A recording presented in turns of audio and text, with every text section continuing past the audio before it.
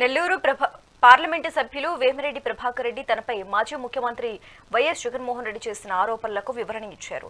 కరుపర్తిపాడులోని VPR convention సెంటర్లో జరిగిన ఆత్మీయ సమావేశంలో ఆయన మాట్లాడారు.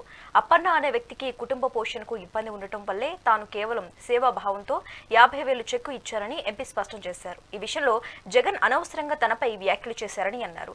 ఎవరు చెబితే నేను ఇచ్చానో మీకు తెలియదా అని ప్రశ్నించారు. తాను మాట్లాడే విషయాలు నిజమో కాదో దేవుడు ముందుకు వచ్చి ప్రమాణం చేయాలని జగన్ ఆయన డిమాండ్ చేశారు. ప్రెస్ మీట్ జగన్మోహన్ రెడ్డి ఏం మాట్లాడాడంటే అప్పన్న అనే వాడికి 50,000 చెక్ ఇచ్చానని 100% ఇచ్చాను. ఎవరు చెప్తే ఇచ్చాను, అది కూడా ఒక సేవ కింద. నాది సేవా భావంతో జరుగుబాటు లేదు అంటే ఈ రోజు కూడా ఇంకా చెప్పాలంటే చాలా మందికి ఇచ్చుండ. అట్లా ఒక్కడికే కాదు, చాలా మందికి ఇచ్చుండ. అతని ఆత్మకే అది ఆయన ఒకసారి ఆలోచించుకోవాలా. ఆయన చెప్పిన మాట ఎవరు చెప్తే ఇచ్చాను, అట్లా ఎంతో మందికి ఇచ్చుండ.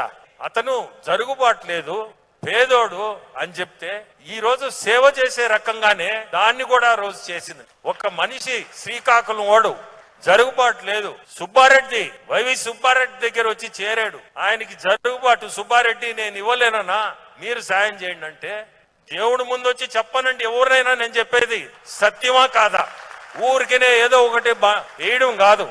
ఎందుకంటే ఎందుకు చెప్పాల్సి వస్తుందంటే నేను సేవ చేస్తూ ఎవరైనా వచ్చి ఇట్ట నాకు జరుగుబాటు లేదంటే ఈ రోజు కూడా చేస్తున్నా. చాలా మందికి అది చెప్పేవి కావు, చెప్పాల్సిన అవసరం కూడా లేదు. కానీ అతను ఎందుకు చెప్పాల్సి వచ్చిందో, ఏమనుకోని చెప్పాడో నాకైతే అర్థం. చెప్పినా నాకేం పోయేది ఏం లేదు దానివల్ల ఏమవుద్ది.